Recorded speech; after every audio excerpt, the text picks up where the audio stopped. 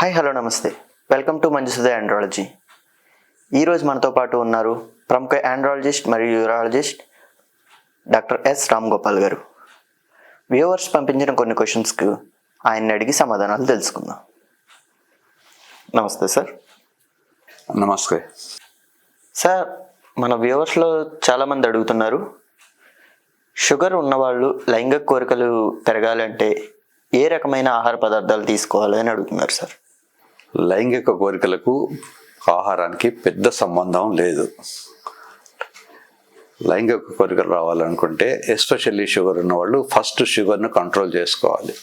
Sugar ఉన్న foods avoid చేసుకోవాలి, బెల్లం, షుగరు ఇట్లాంటి తీపి పదార్థాలు. రెండోది రెగ్యులర్గా ఎక్సర్సైజ్ చేయాలి. షుగరు అనేది ఒక రకమైనటువంటి ఎండోక్రైన్ డిసీజ్. ఈ ఎండోక్రైన్స్లో టెస్టోస్టెరాన్ అనేది కూడా ఒక రకమైనటువంటి కెమికల్. ఈ కెమికల్ బాడీలో రిలీజ్ కావాలంటే మనుషులు ఎక్సర్సైజ్ చేయాలి, మజిల్ నుంచి రిలీజ్ అవుతుంది.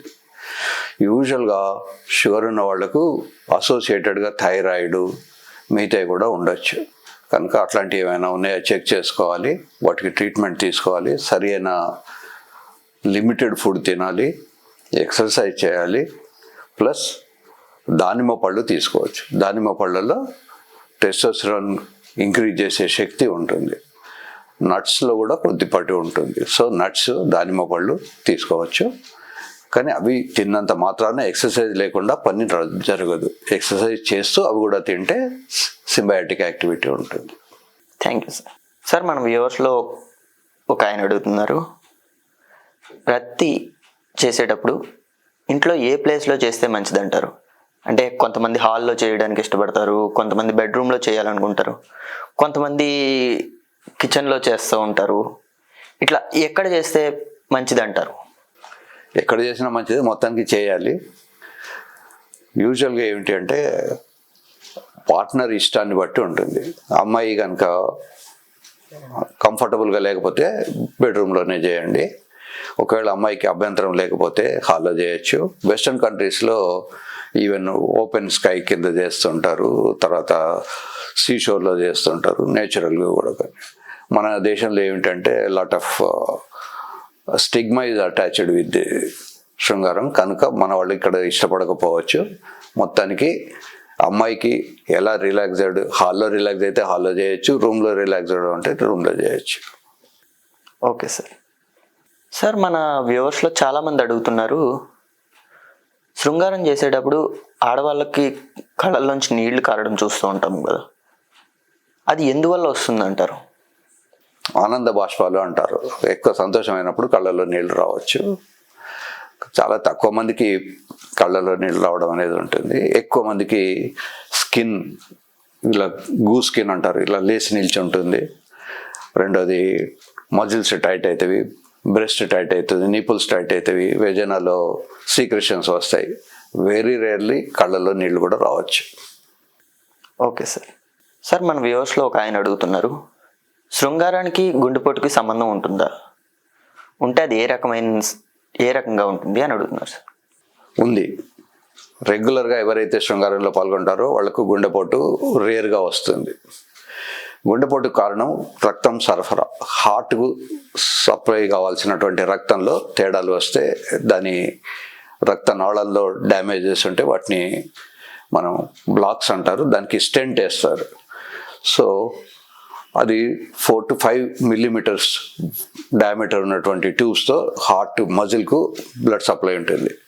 శృంగారంలో మగవాళ్ళ ఆర్గాన్ కానీ ఫిమేల్ ఆర్గాన్ కానీ బ్లడ్ సప్లై చేసేది 1 millimeter డయామీటర్ కన్నా చిన్న డయామీటర్ ఉన్నటువంటి క్యావర్నోజల్ ఆర్టరీ అనే దాంతో బ్లడ్ సప్లై అవుతుంది. కనుక శృంగారంలో ప్రాబ్లం వచ్చిన 10 ఏళ్ల తర్వాత సుమారుగా హార్ట్ ప్రాబ్లం కూడా వస్తూ ఉంటుంది. ఎవరైతే రెగ్యులర్గా శృంగారంలో పాల్గొంటారో వాళ్ళకు ఒక్కొక్కసారి అసలు హార్ట్ ప్రాబ్లం రాకుండా కూడా పోవచ్చు. ఈ హార్ట్ ప్రాబ్లము ఎందుకు వస్తుంది అంటే, హార్ట్ రేటు యూజువల్గా మనం ఇలా చైర్లో కూర్చున్నప్పుడు 70 సార్లు కొడుతుంది. మనం రన్నింగ్ చేసినప్పుడు సుమారుగా 100 సార్లు హార్ట్ నిమిషాన్ని కొడుతుంది. అదే శృంగారంలో పాల్గొన్నప్పుడు 100-110 కూడా కొట్టచ్చు.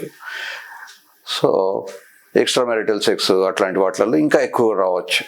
కనుక హార్ట్ రేటు కంట్రోల్ చేసుకునే శక్తి ఎవరైతే రెగ్యులర్గా ఎక్సర్సైజ్ చేస్తారో వాళ్ళకు తక్కువ ఉంటుంది హార్ట్ రేట్. అథ్లెట్స్కు హార్ట్ రేటు 50-45 కూడా ఉండొచ్చు.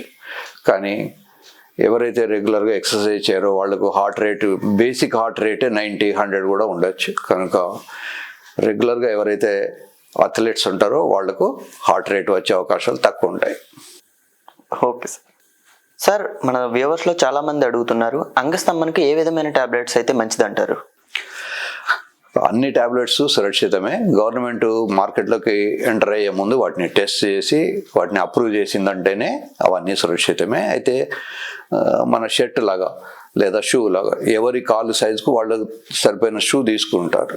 అలాగే ఏ వ్యక్తికి ఏ టాబ్లెట్ అవసరం అనేది డాక్టర్ గారు నిర్ణయం చేసుకుంటారు. సో అన్నీ సురక్షితమే. ఎవరు ఎలా వాడుకోవాలనేది, ఎంత డోస్ వాడుకోవాలి, 24 అవర్స్లో మ్యాక్సిమం డోస్ ఎంత, ఎప్పుడు వాడుకోవాలి, తిన్నాక తీసుకోవాలా, తినకముందు తీసుకోవాలా, వాళ్ళ వెయిట్ ఎంత, ఎన్ని టాబ్లెట్స్ ఇచ్చుకోవాలి, ఇవన్నీ కూడా అన్నీ డాక్టర్ గారు ఆలోచించి మీకు రాస్తారు. కనుక ఒకసారి ఒక డాక్టర్ గారు పెన్ను పెట్టి పేపర్ మీద రాశారు అంటే దాని అర్థం ఇవన్నీ ఆయన ఆలోచించే రాసి ఉంటారు. అన్నీ సురక్షితమే. అయితే ఎవరికి ఏది అనేది మనం we have to evaluate by the doctors. Electricity లాగా, ఎలక్ట్రిసిటీ సురక్షితమా అంటే ఎలక్ట్రిసిటీ సురక్షితమే. కానీ అప్పుడప్పుడు మనం పేపర్లు చదువుతుంటాం ఫలానా వ్యక్తి ఎలక్ట్రిక్యూట్ అయి చనిపోయాడు అని. అలాగే శృంగారం ట్యాబ్లెట్స్ కూడా చాలా యూస్ఫుల్.